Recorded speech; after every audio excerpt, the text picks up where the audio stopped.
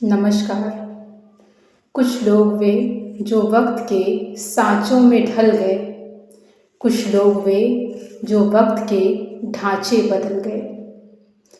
यूं तो ये पंक्तियाँ हर महापुरुष के व्यक्तित्व और कृतित्व पर लागू होती हैं। हर वो व्यक्ति जिसने अपने समय और समाज में कुछ सार्थक परिवर्तन किया है, जो समाज का प्रतिनिधि है, बिना इस कशिश के, बिना इस जीवन दर्शन के वहाँ तक नहीं पहुँच पाता। पर आज जिस महापुरुष की मैं बात करने जा रही हूँ, वो महापुरुष हैं संत कबीरदास। कबीर के महत्व का अतिरिक्त बखान करने की कोई आवश्यकता नहीं है। जिसकी उपयोगिता स्वतः सिद्ध है, उसे बार बार प्रमाणित करने की आवश्यकता इसलिए पड़ती है कि हम उनके द्वारा जो जीवन सत्य है, जिसकी तरफ वो इशारा करना चाहते हैं, उन्हें कहीं भूल ना जाए। मध्यकाल का जो पूरा दौर है वो एक तरीके से भाष्यों और टीकाओं का है। नाना वर्णी तरह तरह के संप्रदाय प्रचलित हैं। श्री संप्रदाय, वल्लभ संप्रदाय, पुष्टि संप्रदाय, रुद्र संप्रदाय। तो ये जो संप्रदाय हैं, इनका अपना एक गुरु शिष्यों की पूरी लंबी श्रृंखला होती है। इसमें वेद, पुराण, उपनिषदों के या ब्रह्मसूत्र के भाष्य होते हैं। तो इन सबसे परे कबीर के विचारों को लेकर, कबीर के विचार अनुभूतिपरक विचार हैं जो काफ़ी हद तक मौलिक हैं। उनको गृहीत करके कालांतर में उनके जो शिष्य हुए, उन्होंने कबीर पंथ का निर्माण किया। पंथ शास्त्रीयता से अलग लोक की बात करते हैं।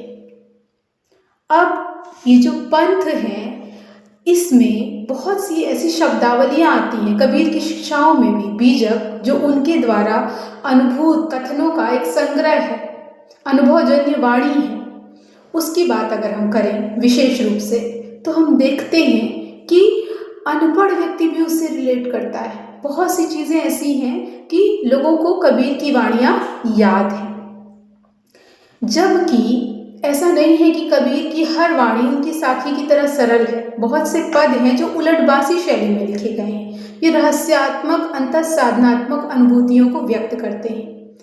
बहुत सी ऐसी पंक्तियाँ कबीरदास ने लिखी हैं जिनको अगर हम सुनते हैं तो हमें आश्चर्य होता है कि इसका ये अर्थ कैसे। और गो का अर्थ अगर इंद्रियों से लेते हैं तो ये जो सिंह है ये आत्मा है।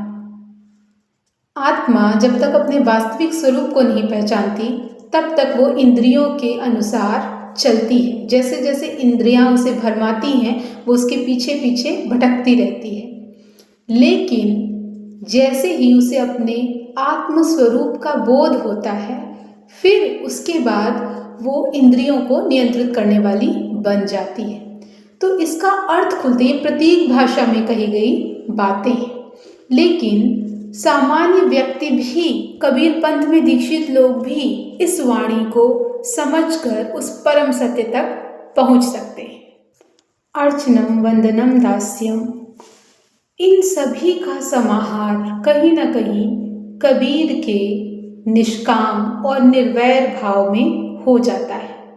जब वे समाज के कटु सत्यों की तरफ इशारा करते हैं, तो साथ ही वे हमारे भीतर एक गहरी मानवीय करुणा भी जगाते हैं। वे हमें याद दिलाते हैं कि केवल हाथ का मन का फेरने से कुछ नहीं होगा, बल्कि हमें मन का फेरना होगा और छोटे सत्यों को पहचान कर ही बड़े सत्य तक हम पहुंच सकते हैं। जब तक हमारे भीतर तरह तरह के भेदभाव जीवित हैं, तब तक हम उस परम सत्ता तक नहीं पहुंच सकते। क्योंकि हिंदू और मुसलमान दोनों का जो अंतिम लक्ष्य है वो एक सार्थक मनुष्य बनना है। और सार्थकता तभी प्राप्त हो सकती है जब हमारे भीतर निष्कामता हो, और इसके लिए हमें निर्वैर होना पड़ेगा। ये कबीर का सबसे बड़ा सत्य है। कबीर ये चाहते हैं कि मनुष्य इस तथ्य को भली भांति समझ ले कि बिना मनुष्यता के धरातल पर एक हुए सिर्फ और सिर्फ विभाजनों पर जब तक हमारी दृष्टि रहेगी तब तक हम उस ऐक्य को, आत्मा परमात्मा के ऐक्य को, व्यक्ति व्यक्ति के ऐक्य को प्राप्त नहीं कर पाएंगे। शायद यही कारण है कि कबीरदास की जो सारी रचना धर्मिता है वो सब और उनकी भक्ति उस धरातल पर मनुष्य को और मानवीयता को ले जाते हैं जहाँ कुछ और अपेक्षित नहीं रहता। अगर कबीर के जीवन, उनके उपदेशों को समझना चाहते हैं तो कबीर की वाणी में निहित उस भीतरी अंतर सत्य की पड़ताल करनी, चली आ रही गतानुगतिक मानसिकता को तोड़ने की तरफ इशारा करते हैं और वे दिखाते हैं कि उपयोगिता के आधार पर तो चक्की भली है।